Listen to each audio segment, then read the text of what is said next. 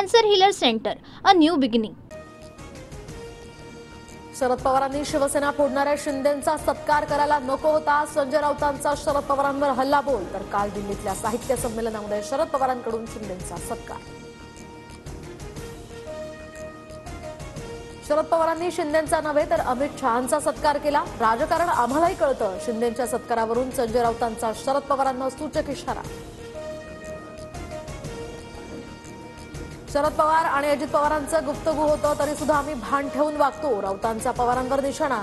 तर ठाकरे अजित पवारांना भेटले तेव्हा प्रश्न का विचारला नाही, अमोल कोल्हेंचं प्रत्युत्तर.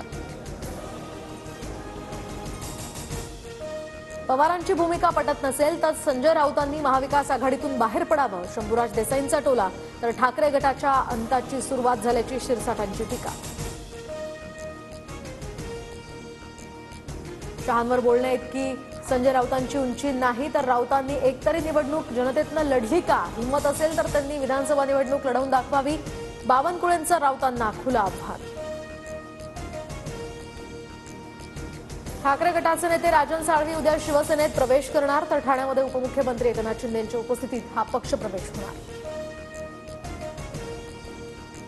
मंत्र्यांचे सचिव आणि खासगी सचिवांना मुख्यमंत्र्यांची मंजुरी. भविष्यात कुणी दलाली करताना आढळल्यास कारवाई करणार. राऊतांचा फडणवीसांचा हा कडक इशारा. रामराजे निंबाळकरांकडून मंत्रालयात अजित पवारांची भेट. रामराजेंनी भेटीवर प्रतिक्रिया देणं टाळलं. काहीच दिवसांपूर्वी रामराजेंचे बंधू संजीव राजे यांच्यावर आयकर विभागाचे छापे. शरद पवारांच्या 2 आमदारांकडून अजित पवारांची भेट. तर मतदारसंघातील कामानिमित्त भेट घेतल्याची उत्तम जानकर आणि अभिजित पाटलांची प्रतिक्रिया.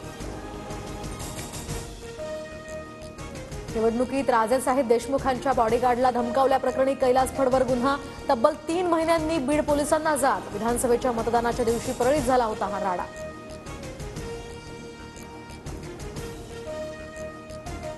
अवादा कंपनीला मागितलेल्या खंडणी प्रकरणात सुदर्शन घुलेला 2 दिवसांची पोलीस कोठडी. तर संतोष देशमुख हत्या प्रकरणात सध्या घुले सीआयडीच्या ताब्यात. अक्कलकुव्यातल्या मदरशामध्ये 2 परदेशी नागरिक सापडले. पोलिसांकडून त्यांच्यावर गुन्हा दाखल. तर विदेशी नागरिकांना आसरा देणाऱ्यांवर सुद्धा कारवाई करा, मंत्री नितेश राणेंची मागणी. बुलढाण्यातल्या परीक्षा केंद्रांवर कॉपी मुक्त अभियानाचे 3-13. साखरखेरडा गावामध्ये मुलांना कॉपी पुरवण्यासाठी पालकांची धावपळ. परीक्षा केंद्रावर कारवाई करण्याची आता मागणी. वादग्रस्त वक्तव्याप्रकरणी रणवीर अलाहाबादी यावर आसाममध्ये सुद्धा गुन्हा दाखल. प्रकरणाच्या चौकशीसाठी आसाम पोलिसांचं पथक मुंबई. महाराष्ट्र सायबरकडून सुद्धा गुन्हा दाखल.